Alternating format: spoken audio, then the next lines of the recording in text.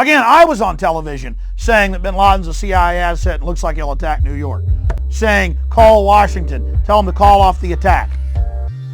Hello, ladies and gentlemen. I'm so glad that you could join us today for this Wednesday, July 25th, 2001 broadcast.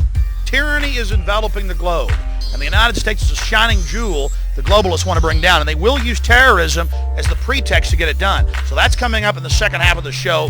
Very important information. I'm going to put the call out that you call the White House and tell them, look, we've seen the news stories that you've wanted to blow things up, that you have blown things up, and that you're saying that 4 million of us are going to die and we need martial law and the Associated Press.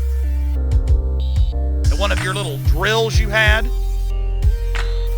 And that we're aware of who the terrorists are if you pull this. This can stop this Hitlerian Reichstag event. I want to put the toll-free number up for Congress. And I won't want you to believe Alex Jones. I want you to go get these news stories off my website. I want you to call these major newspapers. I want you to find out these statements were true by the White House about preparing for martial law. And I want you to let them know that if there is any terrorism, we know who to blame. The point is, if any terrorism comes, it's from this government. And if there was an outside threat like a bin Laden, who was a known CIA asset in the 80s, running the Mujahideen War, whose family builds all the military bases over in Saudi Arabia right now, and sits on the board of Iridium Satellite. He's the boogeyman they need in this Orwellian phony system. I want the White House numbers up there now. A big part of this solution, after you research all the government terrorism and check out what I'm saying is true, call the White House and tell them, we know the government's planning terrorism. We know Oklahoma City and World Trade Center was terrorism. We know the Joint Chiefs of Staff wanted to blow up airliners, Baltimore Sun. If you do it, we're going to blame you because we know who's up to it. Or if you let some terrorist group do it, like the World Trade Center, we know who to blame. And you could save the... Let's go ahead and talk to Jason. Now, who's been holding the longest? Let's talk to John in Maryland. John, you're on the air. Hi, hi Alex. I hope to God I'm wrong about this, but I may know where and when the next false flag terrorist attack is going to take place. On September 2nd through 4th, Baltimore City is going to host its first ever IndyCar Grand Prix race, and pit row for the race is going to be located directly in front of a branch of the Richmond Federal Reserve. I think the Fed bank and the crowds full of thousands of children throughout the event could be targeted.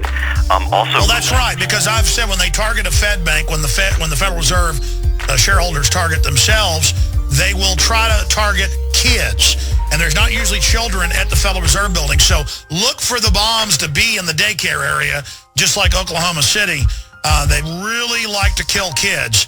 And so I've analyzed their attack pattern. I said you're going to have riots, shootings, bombings, and more of the system will target itself. But they'll also have riots to target the general public, so the public comes running to the system to take their rights. But you know what? I hope that's not the case. Please don't give them any ideas. Colin Powell, of all people. Ray Rice cut by Baltimore Ravens after video of elevator punch. And this was, in my video box yesterday.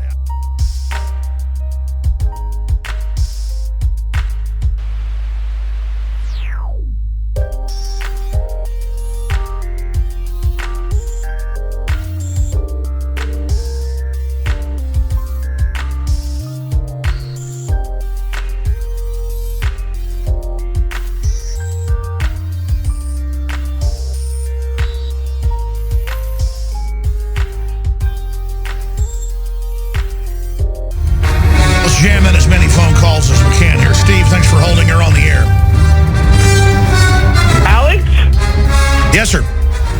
Hey, you're there.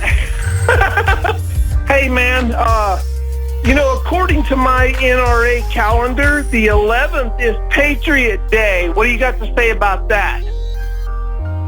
Well, I thought Patriots Day was the 15th or the 19th, depending on what state you're in. No, according to my NRA calendar, the 11th, and here's where I'm going with this. Hey, is this Steve Blaha? Yeah, well, yeah. I'd have gone to you earlier if I knew it was you. I've known you for 16 years. How's it going?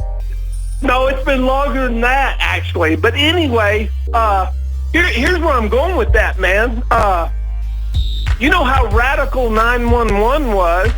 Well, 911 this year is the 13th year, and I'm quite concerned, actually, but it's 9/11 like times 2,978, Gary. Quote Team America. Go ahead.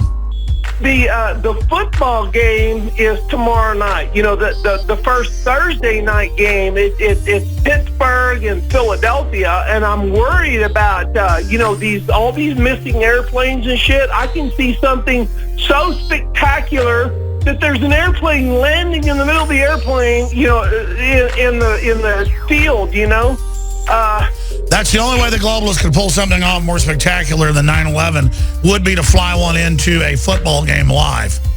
You just said it right there. That would be a jumbo jet or a large aircraft loaded with explosives into the middle of a sports stadium.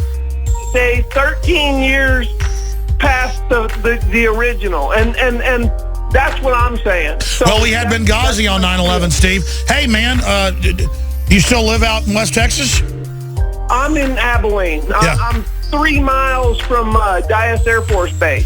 I know. You always tell us when they're blasting off with the B-1 bombers. well, listen, anytime you're in Austin, try to give us a call. It'd be fun to see you sometime.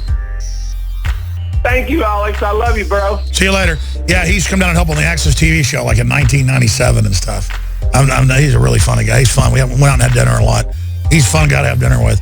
Ryan in Delaware. It is game day. Thursday night football kicks off tonight right here on CBS. We've talked a lot this morning, so you know, about the Ray Rice video, and CBS Sports will cover the controversy tonight. In fact, our own Norah O'Donnell, what can't you do? She's now going to be part of the pregame show. She talks in British accents. She does the do's. She's married. She has 3 kids. What don't you do? I told you I wanted to get into sports. Tonight is my night. Tonight is the night. But we have not focused on the actual game as much as we want to, so we're very excited to do that right now. Who better to break down the Ravens-Steelers matchup than the two men calling it for CBS Sports? They're on the field with Sharon Alphonse at M&T Bank Stadium in Baltimore. Sharon, good morning. Good morning, everybody. As you can see, I've got like the 2 best guys in the